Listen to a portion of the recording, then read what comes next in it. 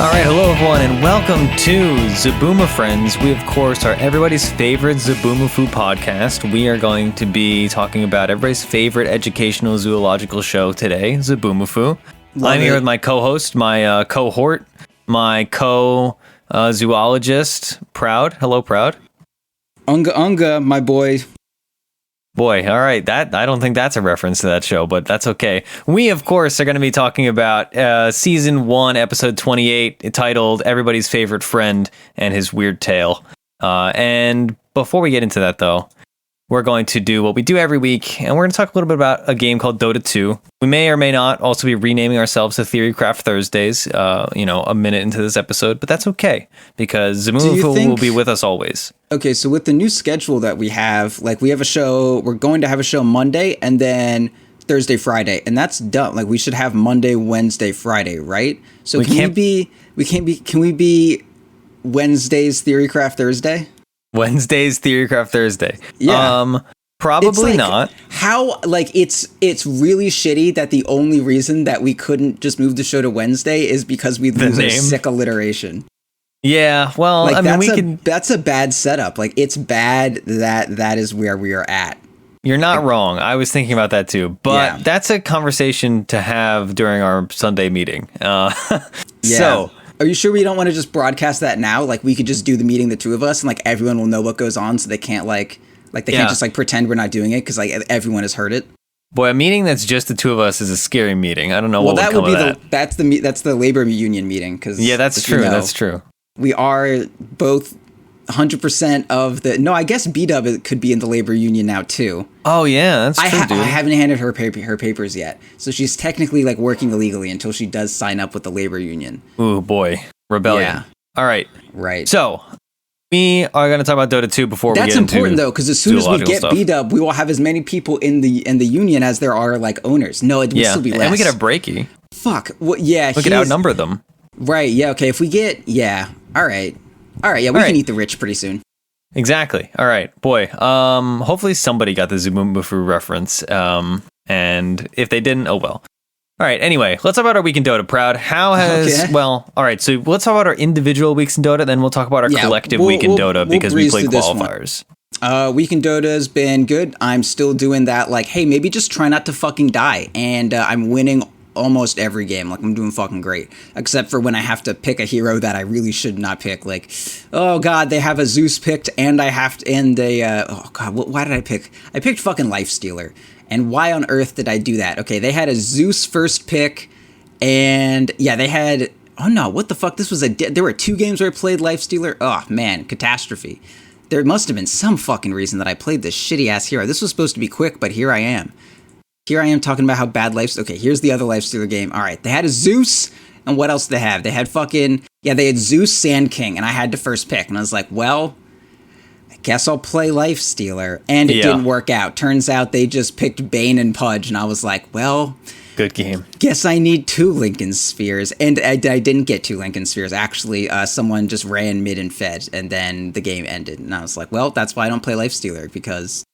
I guess I didn't really have a lot to do with anyone running mid and feeding. But anyway, the point is Lifestealer sucks. I just gotta not pick that hero again. I've just been trying to not die, and it's been doing great for me, man. That Luna game that I was just telling you about, where I had 776 GPM, like, do you know how much gold we were down by at fucking, what was this? It was at like 30, no, the highest point is at 25 minutes, we were down by 10,000 gold against a split pushing Arc Warden, fucking Queen of Pain, a goddamn like formed out of his shit in mind, a Bloodseeker, and then like a Earthshaker who got his blink at some ridiculously stupid ass time. Actually, it was a pretty late blink, I'm gonna be honest, but it would have been good. Anyway, point being, we were like 10k gold behind, and everything sucked. Our fucking Pudge was like 2 and 9, or not Pudge. Our Axe was 2 and 9. We had a Pudge, which always fucking sucks in pubs. And I had 776 GPM, and I brought it back from a 10k gold deficit to like the easiest game of my fucking life. It was wild cool, and I love that on hero like Luna, you can just like, I'm 6-slotted. I'm just gonna put my boots in my backpack. I'm good. I'll just Hurricane Pike myself around. I took the 15 move speed talent. I got an Ogre Magi giving me Bloodlust. I got a Manta. I don't need fucking boots. I got 6-slotted, and none of them's a boot. It was great. Love this hero. Yeah. feel I don't play Luna, but I do feel the same with Lifestealer. I think I talked about it last week, but I've played a bunch of Lifestealer games recently. Okay, you feel the same about not. I was like, you don't drop your boots on Lifestealer, dude. Oh, That's no, not the no. same idea. No, but I feel similarly that when I pick Lifestealer, I'm like, man, I wish I did not pick this hero, and now I'm miserable. Even when I win, I'm like, ugh, I don't like this hero. Yeah. Let's see, my games this week, other than the ones that we're going to talk about later, nothing really exciting. I played a few games on stream yesterday for this potential stream content that we're talking about, where I'm going to play on a lower MMR account. I think it sounds cool.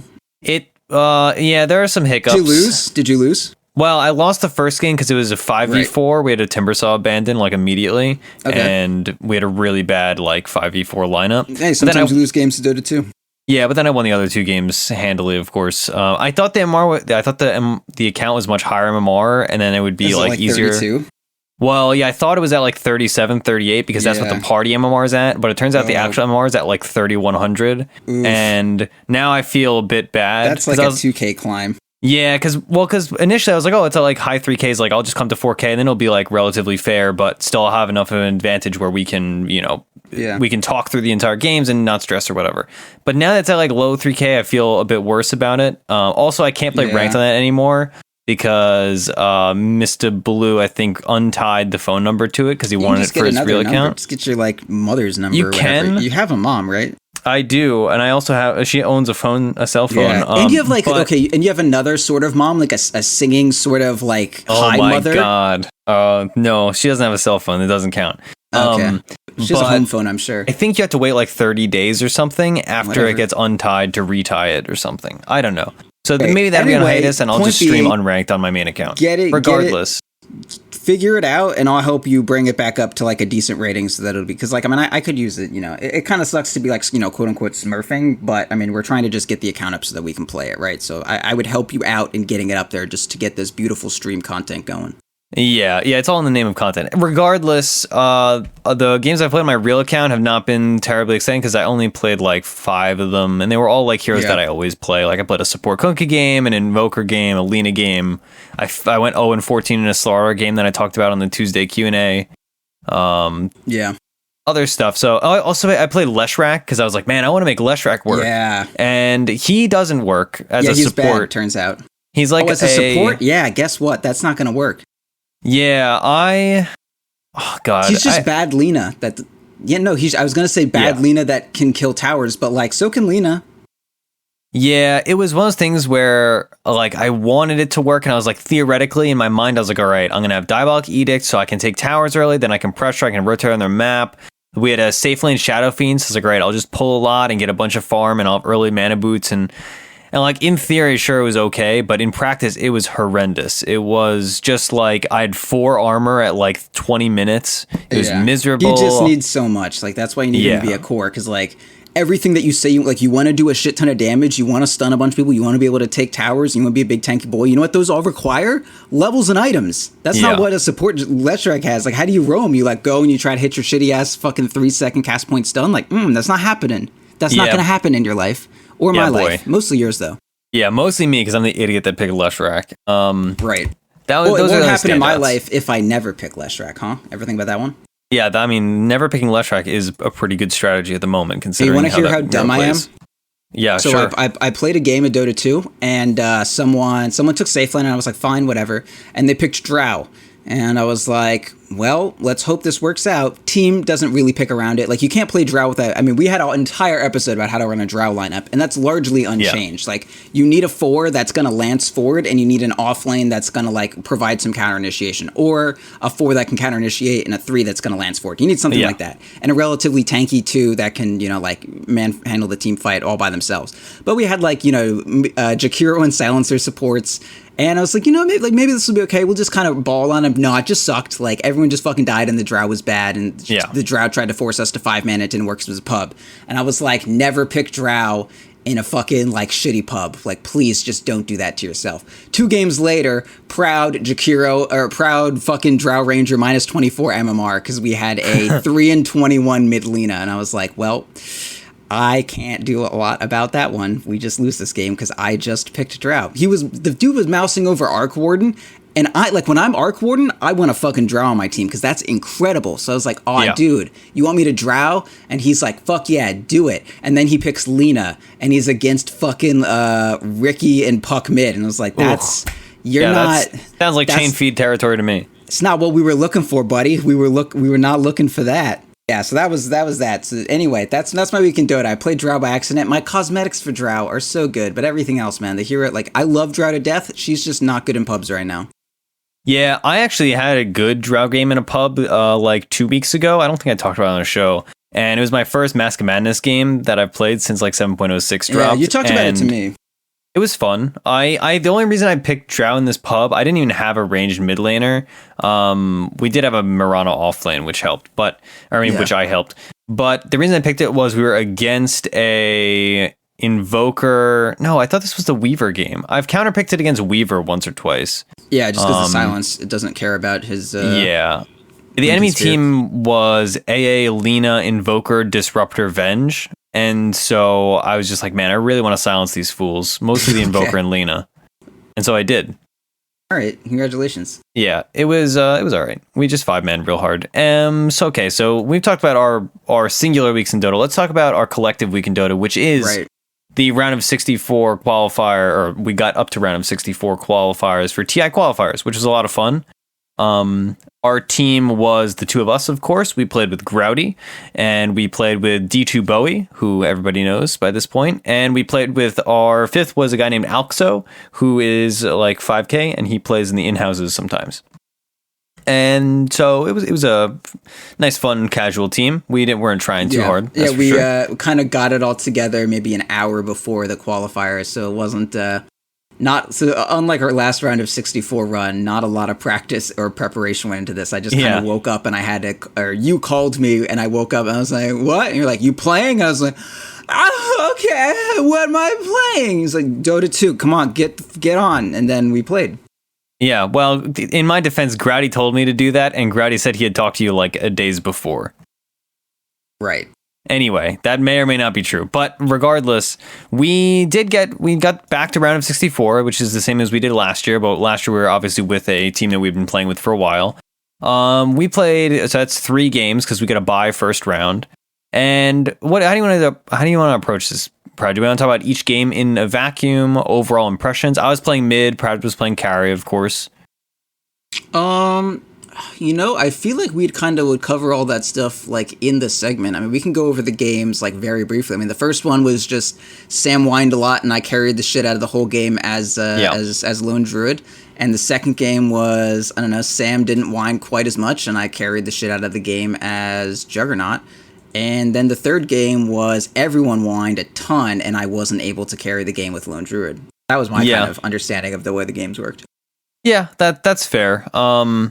That's fair. Okay, yeah, I mean, we can't just talk about this before getting to the segment part, let's talk a little bit about...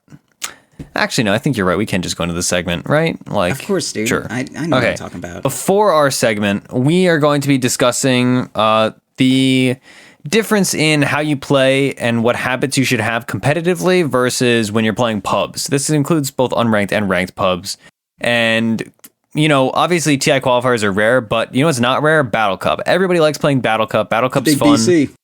Yep. I honestly have not played a Battle Cup all season because, our schedules are weird and I'm locked at tier 7 and I don't play with anybody else in tier 7, so it's not fun.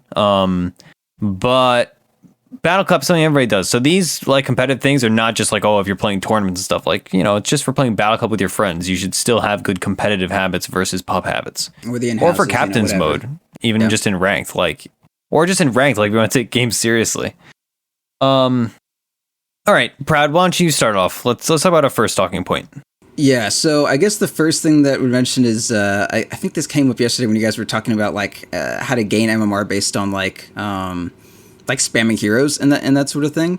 And that was especially pertinent to us because having Alxo as the offlaner, he apparently, on his account, he has like 1,000 some like Nature's Prophet games, but they're mostly like Nature's Prophet jungle. And so the main thing he's been playing in ranked has been Lich offlane. So like what may work, not even just strategy wise, but just like as a method of gaining MMR. Yeah, it'll like MMR. I think as we said, is MMR is purely a measurement of how good you are at winning pub matches. And that's its own separate thing. That's oftentimes can correlate to like competitive skill. And of course, if that's the only metric that you have to judge something on, like if someone has a higher MMR versus a lower MMR, I'm just like, if that's the only piece of information I have, of course I'm going to guess that person is better than the person with the lower MMR, right? But then there are certain stuff like, oh, okay, but this person like only plays one role, or this person only plays one hero in each role, or this person only plays like a bunch of heroes in, one role, or this person only plays one hero, period, or maybe this person only fucking wins on Dire or some shit like that. I don't know. Yeah.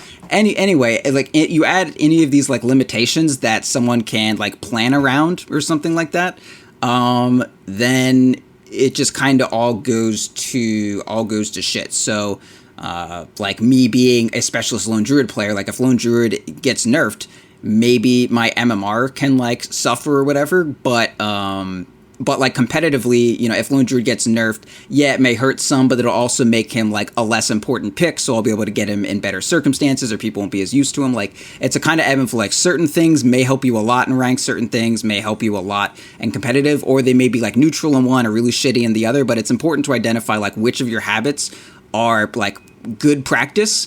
And also it depends like what you're practicing for, right? Like my ideal for myself isn't to have an MMR. My ideal for myself is like I wanna, like if at the peak of my Dota career I ever made it to like the NA qualifiers, like that's a dream for me. Like I would fucking love that. I don't really care whether or not I got to like 7K or some shit, right? Like I just want to like be decent in an amateur sense. That'd be super fun. So like if that's what my goal is, then I want to be playing my ranked games in a way that work towards that goal. But if you just want to be a 7K Meepo player, like then you're all good to do that. But if you are trying to play battle cups or trying to play qualifiers, like you need to be able to identify what things that you are, or AD2L, whatever. If you want to feel cool and pro, like the big boys on the Twitch streams do, like you need to be understanding what you are actually trying to practice, and like how practicing such a thing will like get you to where your goal is at. Does that make sense? I just want to lay some groundwork.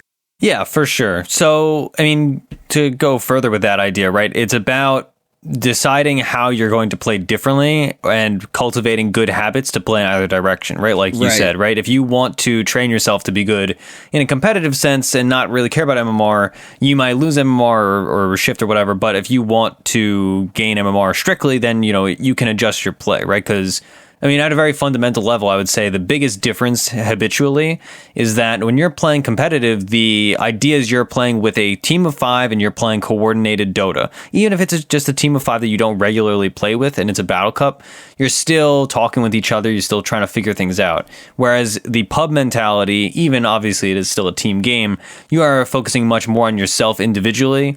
And, you're not going to be playing with the same group of people next game if it doesn't go well, right? You're just going to, be spamming games and playing with different people every time. So you don't have to cultivate those internal strategies for you in that group. You don't have to focus on communication as much. You need to focus on a lot of weird, extraordinary, what's the word? Auxiliary? Auxiliary.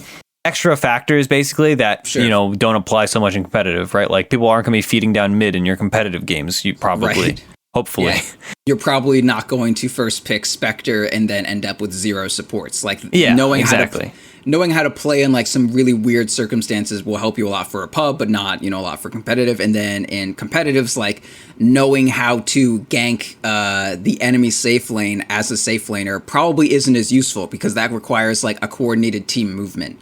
And while that may be the proest shit you could ever do, the fact is that if you try to do it and then your support that you've never played with before doesn't know what the fuck you're trying to do, and they just decide, okay, it's time for me to farm safe lane then, I guess, and then you just like die on their enemy safe lane for no fucking reason. So yeah, different stuff. And it's really important to identify like what tactics you're doing now are just pub tactics and what tactics you're doing now are like translatable goals, and the other way around. I want you to talk and keep going about something, so I don't want to just hold all this shit. No, I mean, it makes a lot of sense, right? And you're, of course, more competitive focused, whereas I am more pub focused. So we have a weird little dichotomy here. One of the big things that I always think of in reference to this is, when I'm talking to people about getting better at Dota in general, or when I personally am trying to improve at Dota, I don't look at pro games so much as I look at pub games, and I look at high tier pub players, because I'm cultivating skills in a pub mindset. Even if I'm playing in 5 stacks in pubs, I still am a more pub focused player, right? I'm not trying to, qualify for NA or regionals or whatever. And so when you're watching pro games, that's more about, that is a lot of extraneous, that's the word I'm looking for, factors that are relative to the team, right? Because they have communication, they have expectations, they have all these like internal strategies that if you're watching, an off-lane Earthshaker in a pub game, he's going to be performing differently than if that same off-lane Earthshaker player was playing that hero in that position in a pro game for his team, because just synergistically, that's how it differs, right? Right. I think that's a big factor for me. Yeah, dude. Yeah. Okay. I think really probably our best jumping off point for this conversation is just to talk about how our personal differences are in our primary roles when we're playing them in pub games or in pro games. Yeah, I mean, pro games or in competitive play. Yeah, and I can go over off-lane differences, and you can go over support 4 and 5 as well. Sure. Do you want to start? I'll start. No, yeah, you start. I believe in you. You start. Because what I do is dependent based on fucking you, because I often play with you as the shitty mid. Yeah, okay, so this first jumping off point is that in my personal preference, I like to play support. And of course, for some of our competitive teams, I have played support. But in probably the last, year and a half or whatever, I've been playing mid whenever we do play competitively. Because, that's just a role that I'm comfortable in, and a lot of people are not comfortable in. We just don't know another mid player, really. We had Sultan, but then he took a break, and we just kind of we haven't really played with him since. And it's like does .p have is fucking Cyphus secretly a 6K mid? Because we don't have a mid player. So if you're a really good mid, it would be great if you made friends with us, because we just don't have, Veggies had CCNC for one of their qualifiers. Can some good mid just fucking like me, and then we just won't have that issue anymore, and I won't have to deal with Sam's fucking mid play for the rest of my life.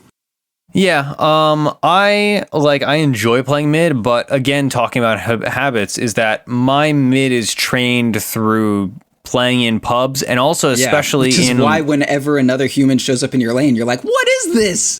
Who does this? What game is this? That happens in pubs too, I know but you're not used as much. To it. I know you're used to it now, but back in the day, man, anytime there's another hero on your screen, it's like, what is this witch doctor doing in my lane? Yeah, God.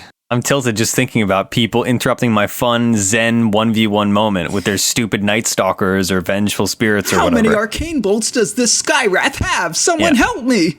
Yeah, but so my mid is trained, especially I don't play mid when I climb MMR or even play ranked period, unless I really have to. And so that means my mid is also cultivated from a standpoint of playing as a person who has to carry a game as the highest MMR player.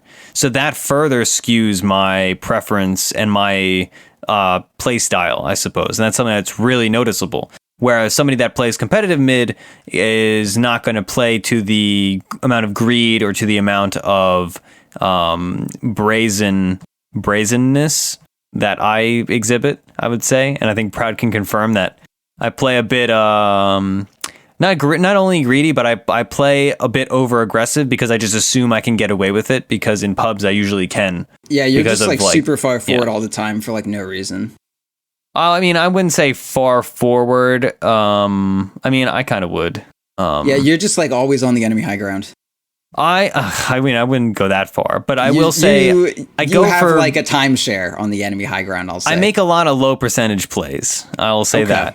This isn't what I'm noticing. I'm just saying, anytime Scrunk has ever whined about you, it's he's just always on the fucking high ground, on the enemy high ground when I'm trying to gank, and there's just no way to gank his lane. Okay, I cannot speak to the veracity of that statement. I feel like a lot of times I am that way because nobody comes to my lane to gank when they're aggressively on me. Sure. Because I have to play defensive because I'm getting ganked and my supports are in your lane or whatever. Yeah. Well, because defensive on the enemy high ground. Well, no, I play defensive and then nobody comes to my lane, so then I end up on their high ground because why would I not be? You're missing a couple steps there. Okay, all right. I'm playing defensive, and then I end how do you that's? I don't know about how that one transferred. Okay, So if I'm playing defensive, I'm going to be near my tower, right? Right. And then my tower is going to end up killing creeps, which is going to push my lane forward. And then I'm going to end up being in the river or on their high ground pushing their tower when they go rotate or do whatever or get a rune. I mean, that sometimes happens like that. But also, if you're playing defense, then you should be under your tower sometimes, too. Well, I am. But then the thing is that happenstance, just every gank is just never when you're under your tower, which happens all the time. Okay, but here's the thing, is that I don't get enough rotations and ganks, so there's no necessity for me to be defensively under my tower, right? So I can aggressively push their tower on my own because I know my freaking supports are not going to come. But I don't die that much mid unless I'm getting ganked. What fucking qualifiers did you play, fam? The second game and the third game, excuse you. And when we had our support, okay, so like, no, like Bowie's great, but he was playing on like 180 ping or whatever. Yeah. The second game I had 2 deaths. All right. The second game? Well, yeah, of course he only had 2 deaths. I fucking did great. I did better than you. Wow, Zeus has high damage. Fucking news at 11. Yeah, Zeus has high damage that wins you the game, Mr. Juggernaut player, all right? You punch buildings. But regardless, getting back to the point, God, we're getting so off tangent. Yeah. But my mid play is definitely not in line with competitive mid play because I don't play. Not as good as your support play. We'll say that. Well, yeah, that's true. Although I feel like my mid gets some unnecessary levels of complaints. Anyway, boy, all right. Now I'm like all heated because of this conversation about this video game Dota 2. All right. But so you have to, of course, as a carry player, when we're playing competitive, you play around my mid in that, right? Like this is what we're leading up to. Yeah. So basically the way that, as most people kind of understand, a large part of Dota, it's defined by everyone, right? But as far as the way that you're going to transition into your mid and late game, sort of, I wouldn't necessarily say the conductor, but a lot of the, a lot of your direction and your pace or tempo or whatever word you want to prescribe to it is defined by the actions that either your 1 or your 2 take. Like they control the actions that you do. Like it's not like you're going to start a team fight that's just your 3 and your 4 and your 5 all trying to like kill a bunch of people, right? Like that's just not going to happen. It's going to be like, oh, let's take a tower. Either you rotate the mid to do it or you rotate the safe laner to do it. And that's just kind of how it is. So because you're a lot less like communicative and you don't like rotating as much, you just kind of like sit in your lane, you do your thing until you become a big strong boy. It's kind of like on me instead to be the space maker and for me to TP react to like everything that I see and then always try to like, if there's ever a fight happening, I try to throw my bomb in there and I try to like turn the fight. And then after the fight's starting to look good, then you come in. Whereas like a lot of players who play heroes like Queen of Pain, or sometimes you see like a Shadow Fiend or an Invoker or something, there's like the way that those fights start is there's a small setup from a support, and then whatever mid comes in and does like a shit ton of wild AoE damage and like, yeah, it's some cataclysmic shit and the fucking volcanoes erupt and everyone's running for the hills and it's crazy. But if your mid player is not going to do that, then as the safe laner, you kind of need to step in and do that yourself. It's kind of like when I saw Aggressive playing at TI 5, I was like, yo, I want to do that. Aggressive would just like, at 8 minutes, he would TP to the enemy safe lane and just wipe them. And that's one of my favorite things to do competitively. It's like after I get my,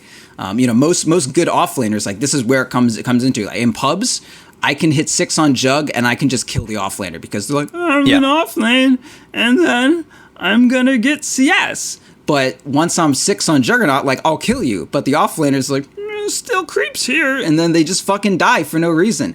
But in competitive, they're remotely smart. Like, okay, everyone, Juggernaut's level 6. I'm gonna go jungle and avoid his Omni Slash. Oh, watch out. Once the lane's in my tower, I'll get it, but I won't engage unless I have creeps near me to tank the Omni Slash. Like, people play like, I can't fucking Omni Slash that shit. So as soon as I get it, instead I go to the off lane, or our off lane, I guess I should say. Because I know Sam is going to be farming mid, especially because I've got that extra creep there now. Yep. And I'm just gonna play aggressively. But in pubs, as I said, that's the shitty thing to do. There's a free kill in pubs if the offlaner is just being dumb. But if they're like doing some real meta shit, like I can't stay in the safe lane as a carry if my mid laner is just going to stay there too.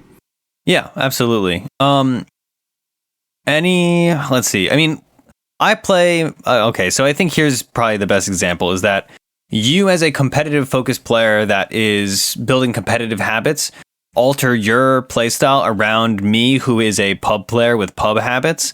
And that's why it more or less works in this situation, right? Like ideally, sure, you have two people playing an ideal competitive setup and then, everything works synergistically. But when you have a mix of people that have pub habits and competitive habits, you can, if you have competitive habits, alter your playstyle around theirs, right? You can do this in pubs too, but in competitive, it's more obvious or more important. So if you are playing, let's say in a battle cup or whatever, you, as much as, in pubs, you might just play like, whatever the heck everybody wants to, and it might work out, it might not. But in competitive, you can say, all right, we're going to take this a little more seriously. I am generally a greedy mid player, and I would have a harder time switching my play style up into playing some self-sacrificial ganking mid or whatever. So in that case, then the carry player is going to say, all right, well, instead of playing Spectre, I'm going to play Lifestealer or something.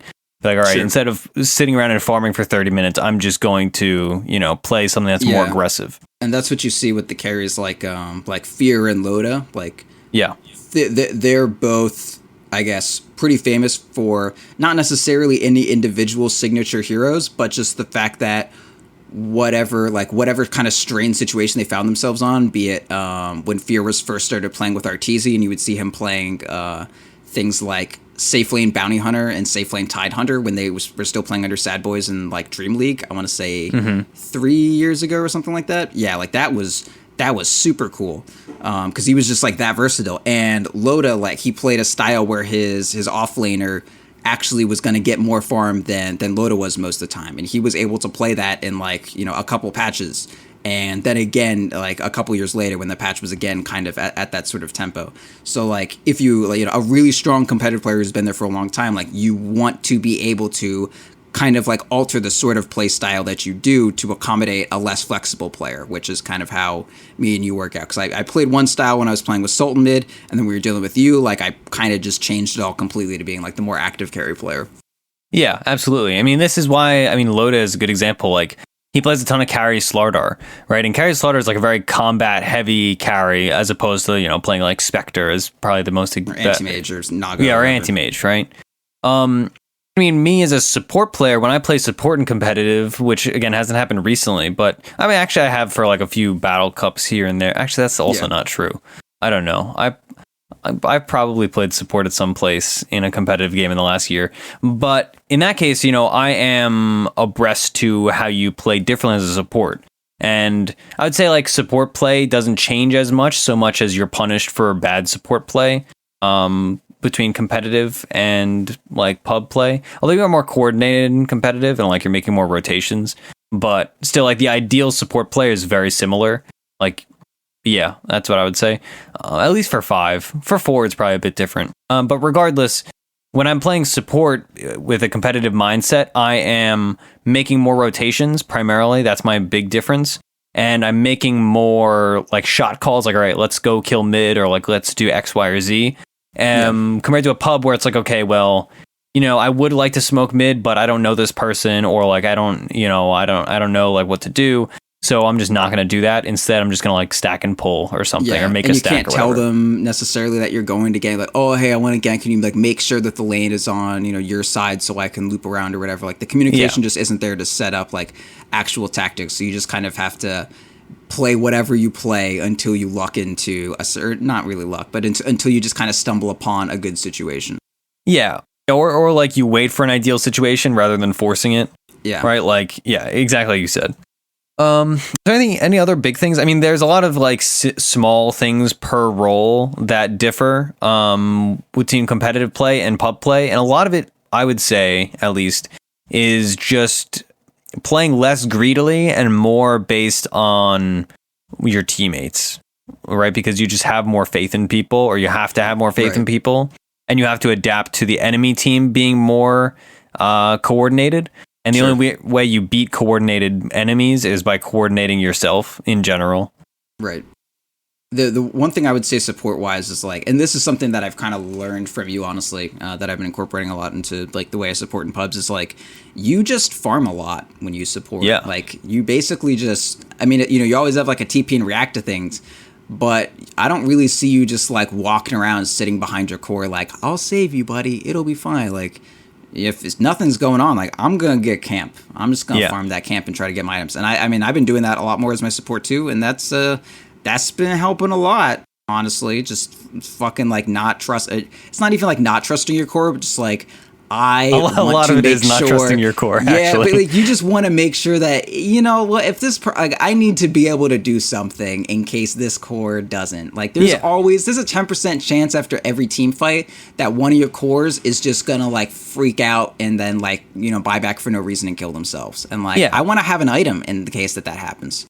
Yeah, it's like, I mean, I've done dozens of replay reviews at this point of support games, and pretty much every game I watch, you know, it's just me sitting there for an hour pointing out like, okay, well, you could have farmed this camp right here. You could have got this bounty rune. You could, like, people, I would say both in competitive and in pub play, but mostly in pub play, people, I think, have this romanticized vision of like, oh, the poor, sick support. And then you lose the game and you say, oh, my carries, I was so good at supporting because at 60 minutes I had like brown boots and a wand and a force staff.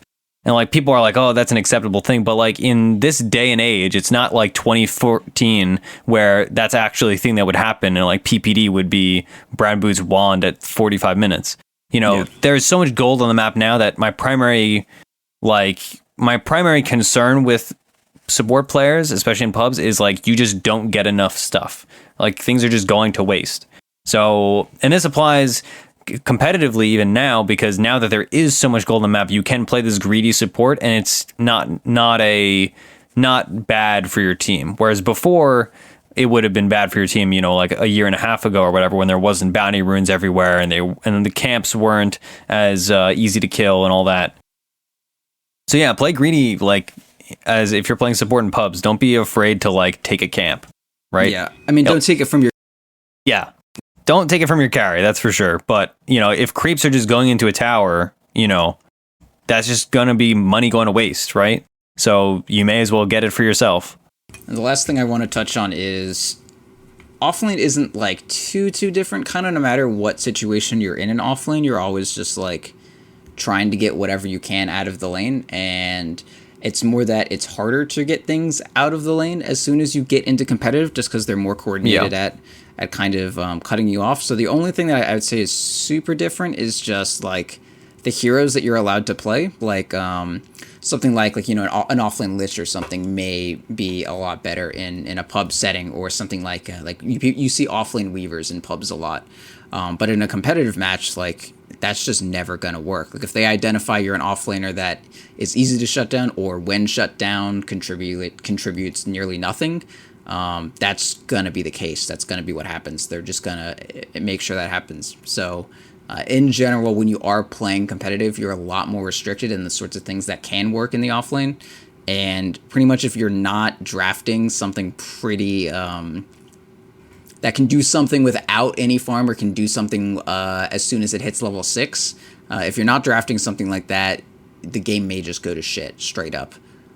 So I'd say the one main difference with offlane is like, unless you're doing something really coordinated, you're kind of stuck with picking not a fucking carry, or not a hero that has like a very loose definition of what it can accomplish. Like, right? Like you want to draft something that's definitely gonna do something.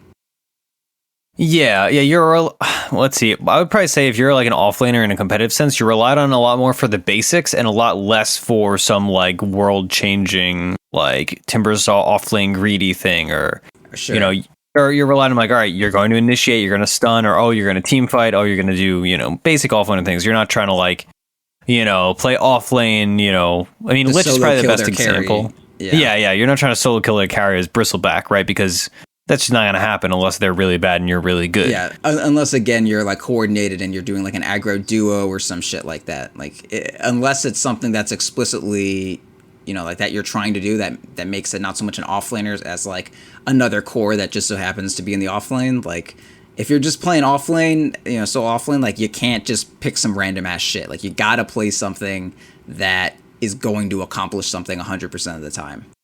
Yeah. So I mean, I guess to close out our segment on competitive play versus what's called pub play, let's talk a little bit about, since you're the drafter. When you are drafting around comfort heroes, how does that change? Using Offline Lich as the example, not to like drag on this guy who's a perfectly good player. It's just probably the best example we have at the moment. When you're drafting around a comfort pick, like, all right, well, I play 4 and I only play Earthshaker, or I play 1 and I only play Lifesteal. I play, whatever position, and they have a clear set out comfort pick. How do you draft around that if it is a non-meta pick in an ideal situation? You can't really draft anyone something that they're like upset about, right? And you want to put everyone, in the situation that they want to be in, right? So I've had a few games recently where I've been drafting people like comfort picks, and it's kind of just blown up in my face, like, the in-house with the Underlord.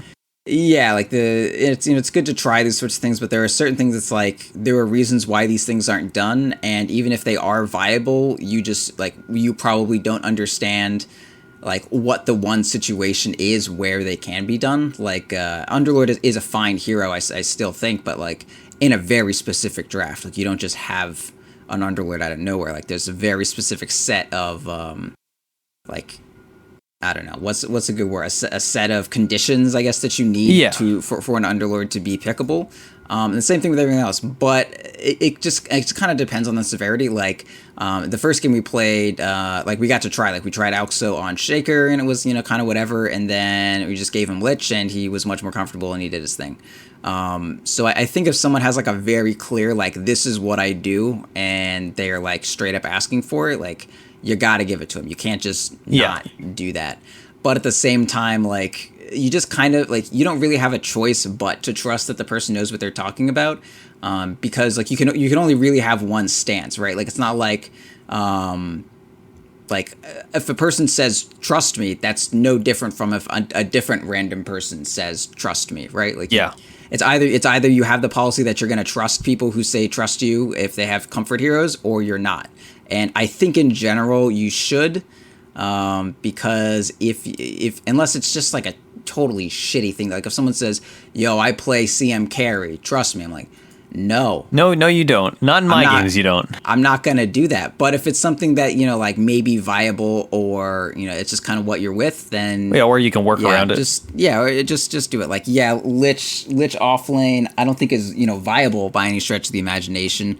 But I think it can be very strong and abusive against people who don't know how to play around it, right? It's like some cheese strategies in StarCraft 2 are really good, the lower down you get. So it's like, okay, like offlane Lich is probably going to blow up in our face, but it's at least going to get us through some shitty teams. Like some shitty teams aren't going to coordinate it right. Like the way you beat offlane Lich is you pull a shit ton to offset the experience loss, and because the lane's going to be pushing automatically, and then you just gank Lich with like 3 people every so often, and then you just win. Or you pick a safe laner who actually just does very well against the Lich. And like, a lot of our bans had to be devoted to safe laners that didn't do well against Lich. And sometimes shit just like wouldn't fucking like work out. And that was kind of just how we lost the last game. Like, they had like a Razor that was pretty good against Lich, and the Razor got a kill once. And it's like, all right, well, if all Lich does is generate an XP advantage, and then he dies and that XP advantage switches, like then the pick's kind of out. Like you're just kind of done. And if that happens, that happens. But if it's the comfort pick, hopefully it won't happen until you get to a team that's better than you. So that happens. Yeah, and I think like there's only so much room in a team comp for one comfort pick too. Like using the offlane Lich as our running example, I would say we can alter our picks as like we could pick a 4 like a Slardar ideally. Of course, we had problems because D2 always lag issues, so we could not pick like an initiating 4. Yeah. But, in an ideal situation, you say, all right, we want to play offlane Lich, or we want to play, mid CM or mid Veno or some more specific thing. Then you say, all right, if we're playing offlane Lich, we are going to pick a 4 that's a Clockwork, or a Slardar that's going to farm a little bit more and get an early blink, or, yada, yada, yada. And then you can compensate. But if you're playing like, 2 specialist heroes, then suddenly you have 3 picks to compensate for 2 niche picks that are not necessarily great. Like that's when you start having issues. And then you're stuck with the ability to only run like one set of heroes that checks all the boxes, and that's when someone picks your OD, and then you're stuck with a sniper, and your team does no damage. Exactly. Do you have anything else on this topic before we hop to our No, heroes? I think it's good. We'll go to what we're doing. Yeah, I'm sure something will come up. All right, so for this week, we are going to be playing two heroes. I'm going to be playing Necrophos, and Proud is going to be playing Venomancer. So we've talked about Necros a lot on the show in the last few weeks because he's been our big rising star, and he's been a menace to our pubs. Veno, though, we've not talked about that much recently, but if you watched the TI qualifiers over the last few days, they're actually ongoing right now, I think, because we've had some like ridiculous 2-hour-long games. We have seen a ton of Venomancer, and he's definitely a very meta hero. We're going to be playing these two in an aggro duo, I believe. Although you can play him in basically any comp, I would say. Like Veno, you can play as a support, you can play as a core, you can play, wherever, jungler. Necrophos, you just play him wherever the heck he fits in. Usually mid, but sometimes off lane in like a duo or safe lane as like a solo laner. So, Prime, do you want to start with Veno? Let's talk about Veno, especially in the context of him being rising pick rate in pros. Yeah, so Veno, he's definitely like pretty strong. He's mostly played in the carry position, and Dota's kind of going over a shift right now where people are really beginning to drive home the fact that it's all about the mid lane now. Like that's why you're seeing up to 5 heroes in the mid lane total at the start at minute 0 or some shit like that. Because just adding that one extra creep there, there's so much fucking gold and there's so much more experience in the mid lane. It's wild. The safe lane was the safe lane because it had, amongst other reasons, but one of them has the most resources between all the pull camps and the lane creeps. But now that mid has just more creeps, period. There's just a shit ton in mid, man. Mid's a huge deal. So we're seeing some carries that that can do a little bit more in the early game. Spectre is still a Spectre kind of deal, but a carry like a Venomancer or a Juggernaut is still super valuable, even though the offlaner isn't quite as strong as they used to be, and it's not quite as important to have a really good safe laner that can 1v1 the enemy offlaner. We still found ourselves in another situation where you're going to want to have a lot of supports in the mid. You're going to want a lot of supports to be in the mid lane, whether it be to gank or to zone, or just make sure that your mid gets that extra CS that they've been given. But that now extends a bit longer into the game. Since mid is often a lot more farming oriented, you're going to want some sort of hero that can just put out a shit ton of damage, which does synergize with the way you play pretty well, Sam. Because it's good to have a safe laner like a Venomancer that's a bit more like a mid laner in that they do a shit ton of mid game magic damage and that sort of thing. If that makes sense. That makes a lot of sense. I was thinking about this specifically. I was like, man, I sure do like playing a mid when I have a combat heavy safe laner that's not hard farming, like a Venomancer or even a Necrophos. A safe lane Necrophos would be great to play with the kind of mid style that I play. Yeah. All right. So, Venomancer, we've kind of gone over a little bit before going into the specifics. Necrophos, I would say, we've talked about him a lot on the show. He's just a nuisance. Healing is really good in pubs. Can't underestimate the effect of healing. I think we're going to be playing this in aggro duo just because Necrophos, you can kind of finagle into any lane. And in a pub sense, it's a lot easier for us to pick up the mid lane and put a lot of pressure as a coordinated duo, as opposed to, play something that's more, if we were playing this in a competitive sense, probably a mid Necrophos and a safe lane Veno, or maybe counterpicking a TA mid Veno and safe lane Necro or something like that. You'd run it as a push comp.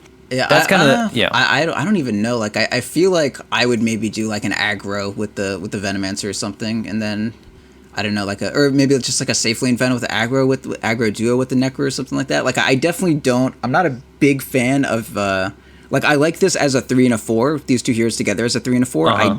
I don't like them as a 1 and a 2 at all. I think that's really fucking stupid and bad. Okay. I want Veno with with a Shadow Fiend or a TA or a Lina or a Lone Druid mid or Juggernaut or something. I want the Venomancer with someone who's going to provide a lot more physical damage, or at least Venomancer does a lot of the AoE magic damage in the early game for you and allows you to get that Shadow Fiend or TA kind of hero, but you still need that kind of building hitter. Venomancer does it decently. Venomancer, one thing that you kind of just need for a carry is the ability to hit buildings and kind of come through a bit late. And that just doesn't go away. And the reason that Venomancer is really cool for that is, Venomancer does a shit ton of this like spell damage early on, but between his stat gain is like pretty decent. He gains 2.8 agi, which is good, and he gains a plus 75 damage talent, which is, 75 is a shit ton of damage at level 20, which is good. And he has a plus 30% XP gain talent, so he gets there pretty quickly. And then once he gets to 25, the 3 times Plague Ward HP and damage, he can push buildings. Like piercing damage is pretty low against buildings, but either way, you have a bunch of wards and they're all doing 120 damage a swing. Like that's very safe pushing. So like Venomancer is pretty good. Like he does the magic damage, but he also does transition into doing what you want the carry to do, even though it doesn't really look like he would. And And Necro is like really good, but a lot of the sense of Necro being like really good is in that he can like, it's kind of like Doom, like you can Necro scythe out like one dude super hard, and and Necro is really, really scary when he's just like, you're facing an enemy team and then all of a sudden their Necro just kind of like entropied their way into becoming a full-on core. Like that's kind of what I'm afraid of in a Necromancer, not like... That's exactly... Yeah, like you're not just like afraid of, they're fucking Necro or it is like super farm because we didn't gank them. It's like, no, their Necro is, we had spent all this time killing their Queen of Pain and now their Necro is fucking huge. And after Queen of Pain does, scream ulti, any Reaper Scythe from fucking Timbuktu can kill our goddamn carry.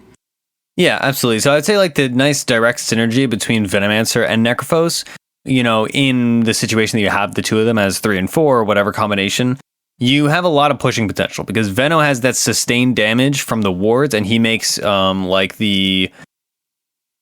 see, what's the word for it? He makes like an arc out of wards, hopefully, when you're pushing. Yeah, it's just like a zone of control kind of thing.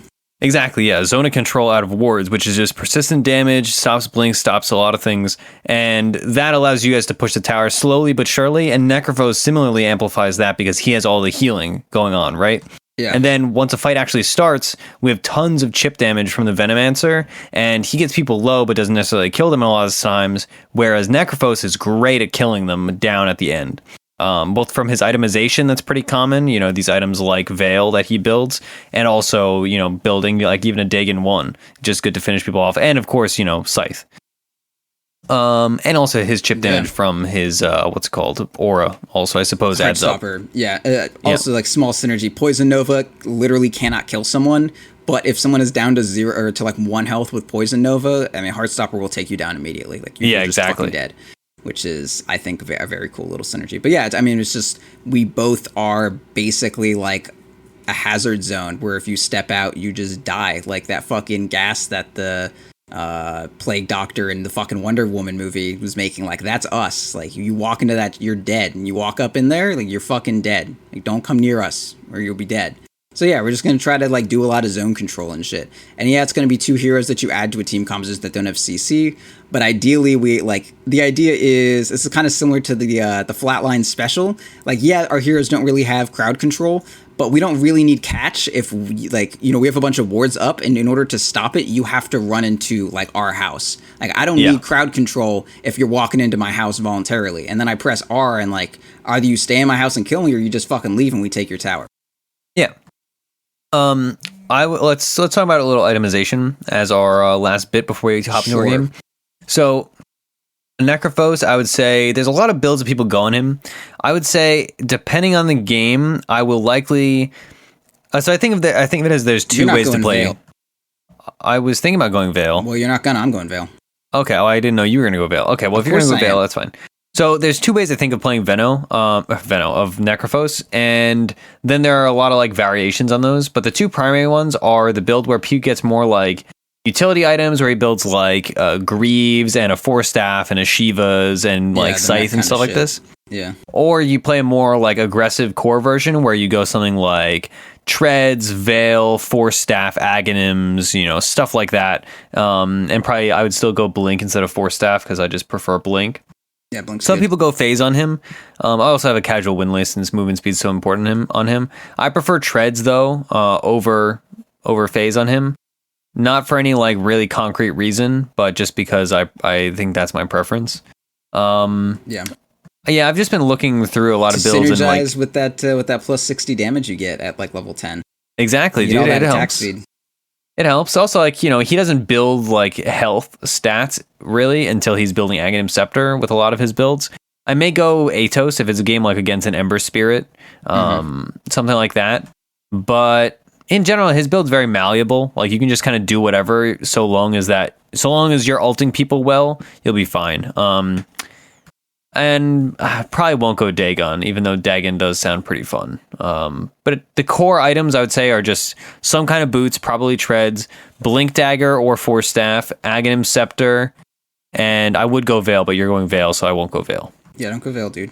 Probably going to go Atos, because I like Atos. I really want to build the new Atos. Yeah. With freaking 2 bracers, dude, it's so cool. I'm so hype on it. Yeah, I think especially as like a kind of 4-ish Necro, I definitely think that's good. Do you think you'd go Midas, or just like you just want to get your fucking items? I probably wouldn't go Midas with a Veno on my team, because I feel like we'd be trying to end the game. But if I was, like, this kind of also comes down to playing competitive versus playing in pub. In a coordinated game, I would not go Midas, but in a pub, if I don't think my team can end early, I would go Midas if I can get it, though. That's for sure. Yeah, that makes sense. Yeah, I'm not sure if I guess if we're going aggro, I definitely won't go Midas. If I was safe lane, I might go Midas, but yeah. I mean, Midas is like really good on the Veno just because your experience is like so wild and you want to get that level 10. And then the plus 30% experience helps that as well. And like your talents are just so fucking good. Like the level 25 talent, incredible. Plus 95 damage, great. 200 health at 15 is solid too. But yeah, like. I definitely like Midas on this hero, but I think if you are just trying to do some fight shit, don't go it. I mean, the general build is just I think Treads Aki or Treads Wand Aki, and then into Veil, and then you can kind of take it wherever you want. Arteezy loves Halberd. Some people just like Hurricane Pike, so you have longer range, so you can put out those stronger poison stings. Someone went like Maelstrom. Solar Crest is good. That buffs the damage that your Plague Ward's going to be doing as well. You can really honestly just go anywhere with it, to be truthful with you. Like, survivability is a big deal. You just kind of need to exist. I see some hoods every so often. But the BKB also an incredibly good item just because, like, Veno himself kind of just does what he needs to do. You just need whatever items kind of get you there afterwards. It's pretty similar to the way, like, Bloodseeker is right now. Like, the hero can go a lot of different ways. You can really build almost entirely game dependent. Blink Dagger is, like, good if you're doing a lot of initiation stuff. But I think for the most part, like, how I'm going to play it, I'm going to play it a bit more right-click oriented because that's just who I am. But... like just try to make it to your like or Treads Aki Wand, Veil, and then I think Hurricane Pike after that is a great idea. And then from there, either like BKB and then try to get into Bloodthorn or Scotty or something like that. Just some general like not hardcore carry items, but enough to make your right click relevant and give you a couple other like effects to go with it. Yeah, make you scary. Try to end that game. Yeah. So actually I lied. Last thing we got to talk about is ability builds, because both these heroes have some ability builds that people do differently. Yours is more complicated, so I'll do Necrophos first. Necrophos, you're maxing Death Pulse, of course. You get Heartstopper level 2, Ghost Shroud at 4, and then you max Reaper's Scythe. On his talents, I see most people going in, like the level 10 varies, but then 15 you get 6 all stats, over 20 movement speed because you already have a bunch of movement speed. I believe you get more movement speed from Ghost Shroud. No, you just slow other people, which I suppose is a relative way of getting movement speed. No, you don't. I don't think so. Oh, no. Do you? You decrepify yourself, right? And oftentimes that slows you? It slows enemies around him. He takes additional magic damage. Let me see. It says movement slow 12, 20, 28, 36, but I believe that's to opponents. Yeah. I always feel like he's going slower whenever he uses it, but maybe I'm just completely wrong. Anyway, keep talking. I'm going to test it. Okay, and then at 20, you have a choice between Spell Amp and Magic Resistance. It depends on whether I'm going to be playing as super aggressive and have the Spell Amp. Otherwise, I will get Magic Resistance if like they have a really heavy magic damage comp. That's a pretty simple choice to make. Then at 25, I'll probably pick Death Pulse cooldown over health, because I feel like Death Pulse cooldown equates to health, whereas just straight 400 health is kind of like, yeah, sure, I like health, but I can get that elsewhere. And I'm not usually worried about getting bursted as a Necrophos, honestly. So I don't think I'm that desperate for health. Yeah, I guess it depends how you build it. It doesn't slow you, by the way. I did indeed figure that out. Great. So what is the Venomancer build? Because this is one that I see more variation on by far. Yeah, so I have a few opinions about this. So if you look at the way a lot of the things scale for Veno, it looks a little bit weird. Like Poison Sting goes from 42 damage to 140 damage, which is a pretty big increase percentage-wise. The slow only goes from 11% to 12% though, and the duration goes up by 3 seconds. Like it's a really weird way that it scales. But I really like this going to 2 points in Poison Sting, because it's like, you think about like Liquid Fire, it does pretty well, but Poison Sting, it's like, okay, and I'll attack you once every 9 seconds, and like every roughly 10 seconds you take 140 damage. It's like 14 damage per second. That's unreal fucking strong, man. That's super, super good. Yeah. And then Venomous Gale, like the damage of that also scales pretty like interesting. Like goes from 75 to 250. That's like that's a difference. Like the damage per instance goes from 10 up to 40. Like that's quadruple, as it's known as. Like it's really good, but the slow stays the same the whole way through. So I'm like, I don't know. But and then Plague Ward starts out really fucking bad. Like Plague Wards are just awful until you have them at like 3 points and then 4 points. So the general idea is like you want to get your wards maxed by the time interesting shit is happening, but you want to be useful up until that point. So I think since we're doing aggro duel, I'm definitely first pointing the Poison Sting, because you want to like start that attrition war off well. And you're probably not going to get a kill when I do 42 damage and you have one level 1 death pulse. And level 2 will definitely get Gale, because you really need that slow just for the utility of it. And then level 2, I think I'm still just going to get Poison Sting, because like 140 damage every time I right click, for as long as I'm not right clicking a bunch of times within a 9-second window. I'm just like keep switching who I'm hitting, which is going to be very possible if we're against a duo or a tri-lane. And then I'm going to try to hold Venomous Gale at 1 point, but if I buckle, I may end up with like 2 point Poison Sting, 2 point Venomous Gale, and then like 4 point Plague Wards or something like that at level 8, and then get my ulti at 9 and then talent at 10 or something like that. Who knows? But I'm probably going to delay the ulti a little bit, just to make sure I got like at least 1 Gale, 2 Poison Sting, and 4 Plague Ward. That's where I'm going to aim at, unless I really need the extra Venomous Gale for us to kill in lane. Yeah, and his ult is very mana intensive, and you don't have that like luxury. If I'm spamming wards and trying to use my Venomous Gale, then an extra 200 mana for Poison Nova, especially when I don't really have a big mana regen item. Like I'll hold off on that one.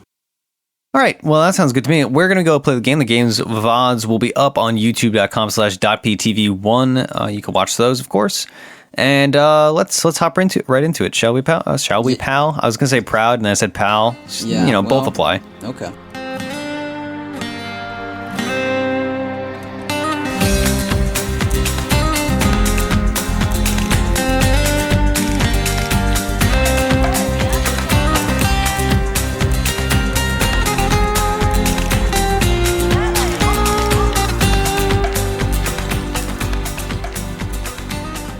All right, hello everyone. We are back. We've just completed our game.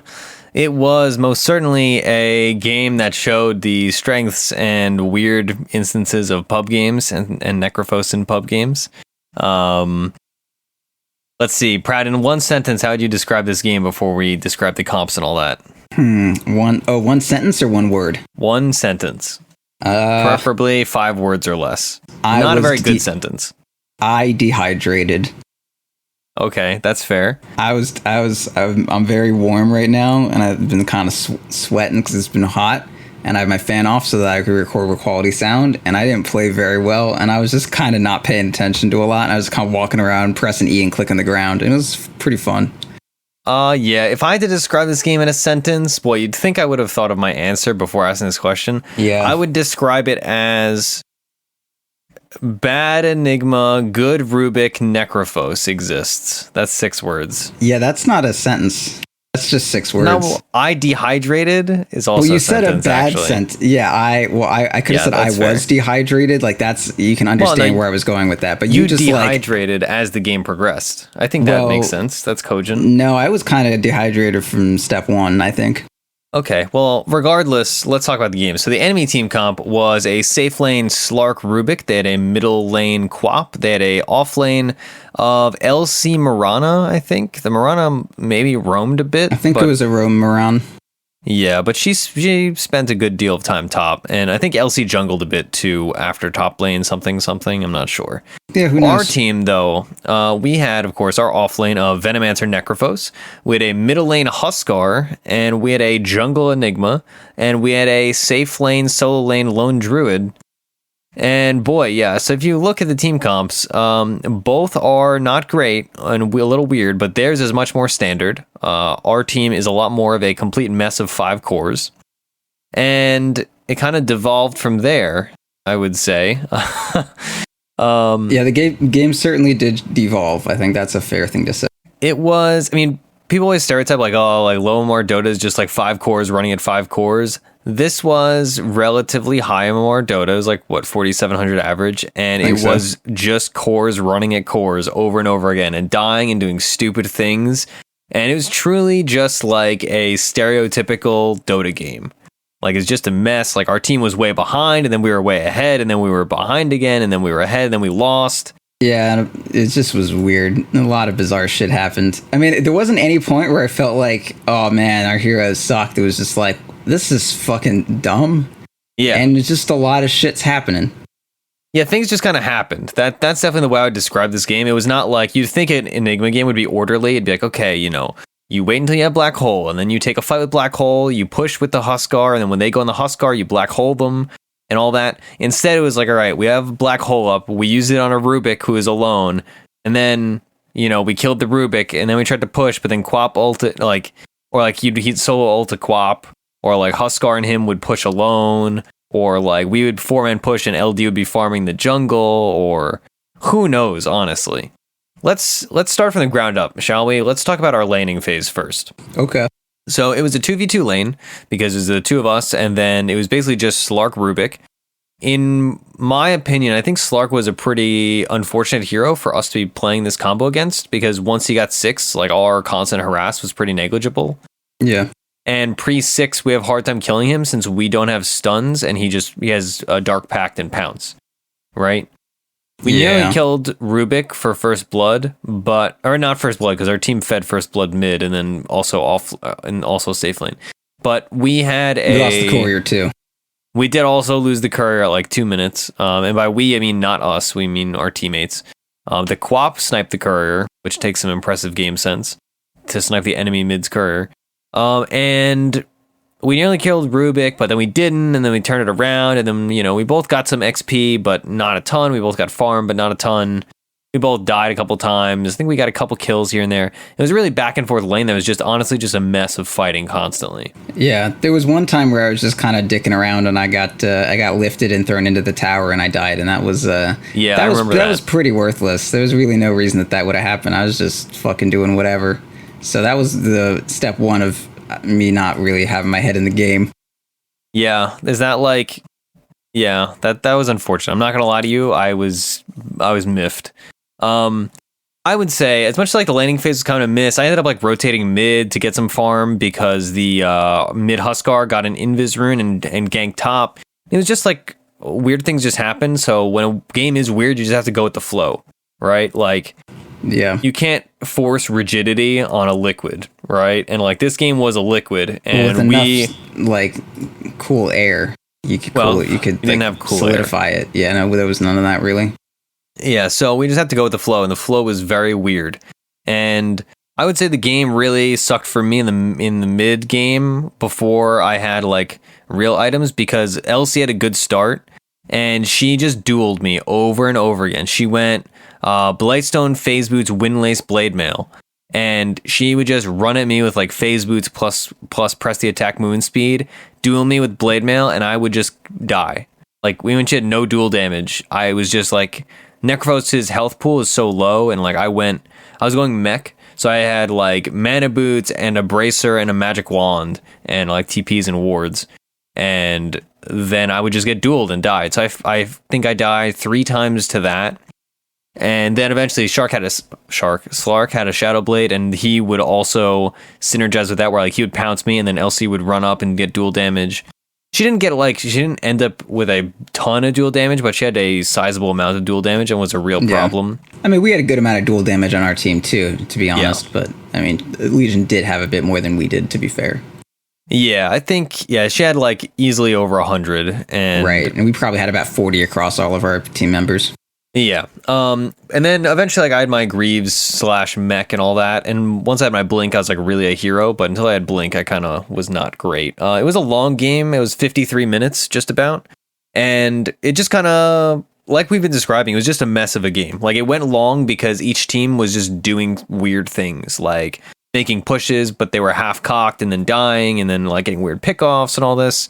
So that's why the game went long. And like Huskar did Huskar things. Like Huskar's gotten nerfed a lot, and he's not nearly as much of a menace as he used to be. And their team was great against Huskar. Like they had a pure damage nuke from Quap.